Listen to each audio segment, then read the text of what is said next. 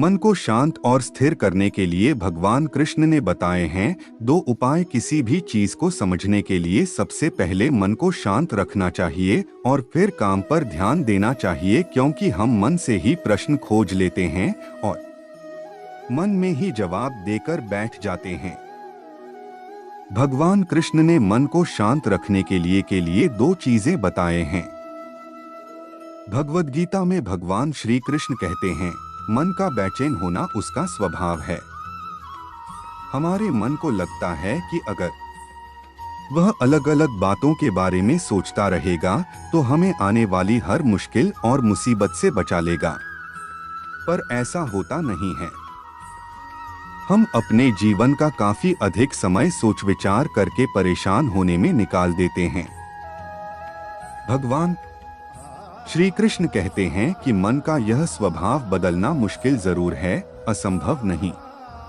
अच्छा, अब आप एक बात बताएं, क्या आप कौए को कह सकते हैं कि वो काम की आवाज ना करे?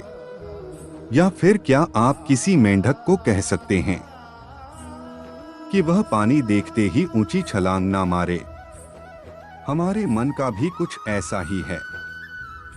जीवन में कुछ भी होता है, अच्छा या बुरा, हमारा मन उस पर काम करने लगता है।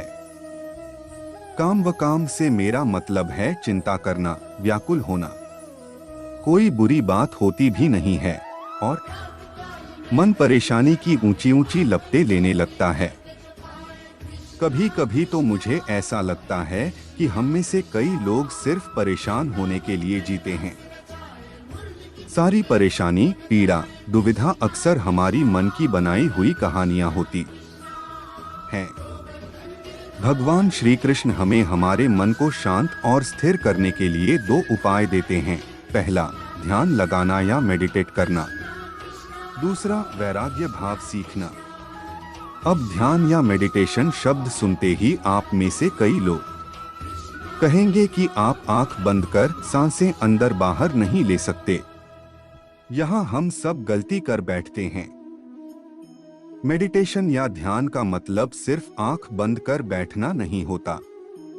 मेडिटेशन का मतलब होता है अपना पूरा ध्यान किसी चीज पर लगाना और उसे हटने नहीं देना। अगर आप रोटी बना रहे हैं तो सिर्फ उस बात पर ध्यान दीजिए। अगर आप पिक्चर देख रहे हैं तो अपना पूरा ध्यान पिक्चर पर लगाएं। यह मत सोचिए कि पिक्चर देखकर आप अपना कितना वक्त बर्बाद कर रहे हैं। जब आप जीवन के हर छोटे बड़े काम को पूरे ध्यान से करते हैं तो आपका जीवन ही एक मेडिटेशन बन जाता है। ऐसे जीवन में शांति, स्थिरता, साहस और सफलता का होना अनिवार्य है। वैराग्य भाव दूसरा उपाय। वैराग्य का अर्थ यह नहीं कि आप सब कुछ छोड़कर जंगल में जाकर बैठ जाएं। वैराग्य का सच्चा अर्थ है कि आप जो काम कर रहे हैं उसका क्या नतीजा या रिजल्ट निकलेगा उसकी चिंता ना करें। जैसे अगर आपने कोई इंटरव्यू दिया, आप यह कर सकते हैं कि पूरे मन से तैयारी करें और अपना बेस्ट देकर आ जाएं।